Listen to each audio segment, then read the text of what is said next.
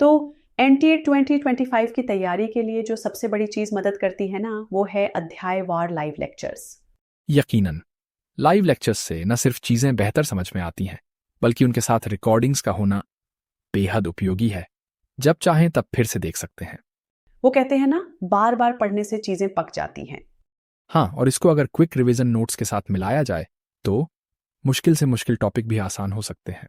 बिल्कुल। और अच्छा, एक बात बताओ एरिक, ये रिकॉर्डिंग देखना क्या तुम्हारे लिए बस एक पढ़ाई की टेक्निक है, या तुम्हारी बदनाम बिंज वॉचिंग आदत का हिस्सा?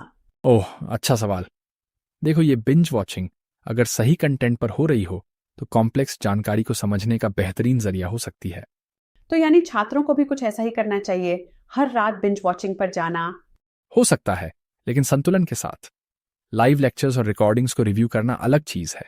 ये छात्रों को उनकी स्पीड और समझ के मुताबिक तैयारी करने का मौका देता है। लेकिन आखिरकार ये सारे फीचर्स, लाइव से लेकर रिकॉर्डिंग्स तक, छात्रों को अपना समय मैनेज करने और सही दिशा में पढ़ाई करने में मदद करते हैं। और अगर इतनी सारी चीजों से पढ़ाई आसान नहीं हो रही हो तो टेलीग्राम पर फ्री असाइनमेंट्स को मत भूलो। मुझे तो ये सबसे मजेदार चीज लगती है। मजेदार और बेहद उपयोगी भी। रोजाना प्रैक्टिस से छात्रों को लगातार खुद को टेस्ट करने और सुधारने का मौका मिलता है। और फ्री असाइनमेंट्स, ये तो जैसे छात्रों के लिए एक वरदान हो। हाँ, बिल्कुल। और बात जब MCQs की आती है, 9,000 से ज्यादा सवाल, वो भी तरह तरह के फॉर्मेट्स में, जैसे assertion reasoning, match the pairs. ये तो मानो परीक्षा से पहले का महाअभ्यास है। हाँ हाँ, और सोचना, हमारे समय में ये सब नहीं था। मुझे याद है मैं ग्रुप चैट्स में सवालों की चर्चा करती थी। सच कहूं तो उस समय का मुकाबला अब के तकनीकी युग से करना मुश्किल है। अब तो हर सवाल का सटीक उदाहरण और रिजॉल्विंग तकनीक उपलब्ध है। तो मैं सोच रही थी, क्या ये नए फॉर्मेट्स छात्रों को ज्यादा एनालिटिकल बना पाते हैं? बिल्कुल। असर्शन रीजनिंग जैसे सवाल छात्रों को केवल याद रखने के बजाय सोचने और समझने पर मजबूर करते हैं। वाह, ये तो बड़ी बात है। लगता है एमसीक्यू बैंक सचमुच गेम चेंजर है। और जब हम तकनीक और टूल्स की बात कर ही रहे हैं जो छात्रों की मदद करते हैं, तो OTMS हेल्प और सपोर्ट सिस्टम का नाम सामने आता है, जैसे ये छात्रों का सबसे अच्छा दोस्त हो। और है भी।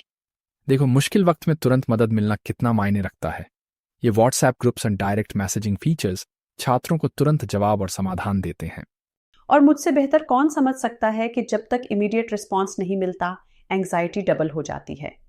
सही कहा। और इसके साथ छात्रों को पीयर्स के साथ कनेक्ट करने का मौका भी मिलता है। तो सिर्फ सॉल्यूशंस ही नहीं, बल्कि एक तरह का सपोर्ट नेटवर्क भी तैयार होता है।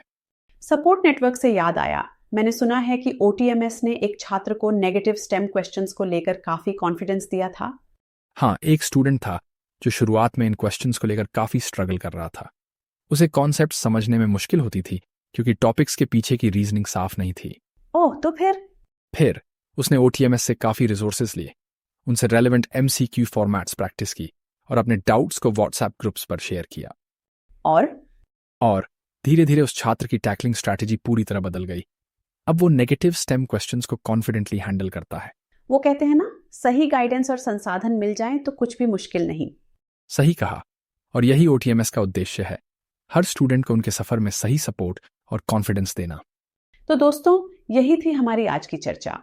NTAT 2025 के इस सफर में OTMS से बेहतर साथी आपको नहीं मिलेगा। और इसी बात पर आपकी मेहनत और तैयारी को शुभकामनाएं देते हुए हम लेते हैं आपसे विदा। नेक्स्ट बार फिर मिलेंगे, तब तक के लिए खुद पर विश्वास रखें। बाय।